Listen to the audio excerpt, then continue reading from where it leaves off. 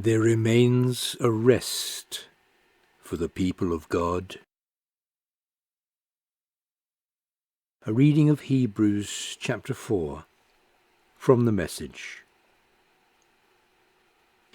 For as long, then, as that promise of resting in Him pulls us on to God's goal for us, we need to be careful that we're not disqualified.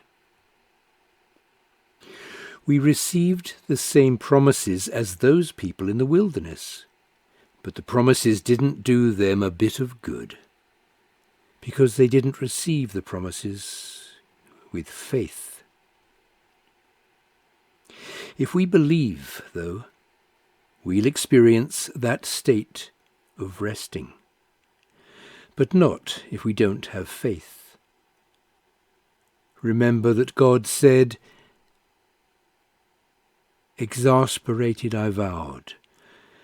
They'll never get where they're going, never be able to sit down and rest.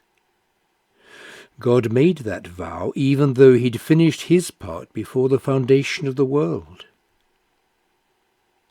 Somewhere it's written, God rested the seventh day, having completed his work.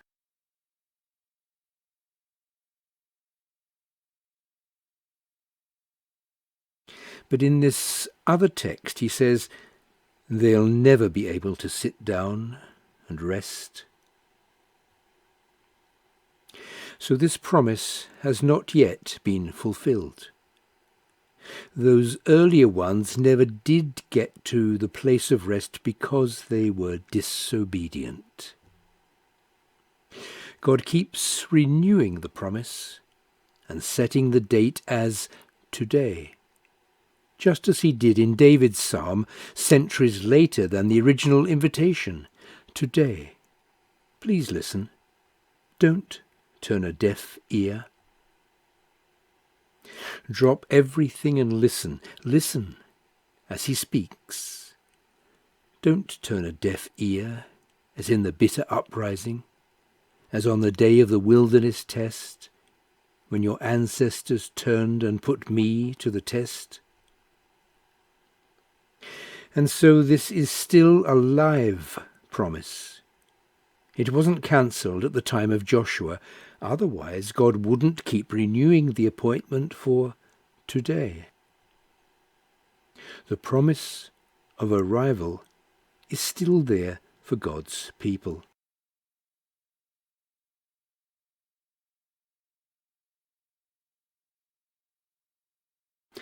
God himself is at rest, and at the end of the journey we'll surely rest with God. So let's keep at it and eventually arrive at the place of rest, not drop out through some sort of disobedience. God means what he says. What he says goes. His powerful word is sharp as a surgeon's scalpel, cutting through everything, whether doubt or defence, laying us open to listen and obey. Nothing and no one can resist God's word. We can't get away from it, no matter what. Now that we know what we have, Jesus, this great high priest with ready access to God, let's not let it slip through our fingers. We don't have a priest who is out of touch with our reality. He's been through weakness and testing, experienced it all but the sin.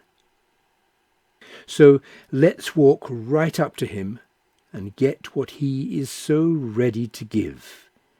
Take the mercy, accept the help.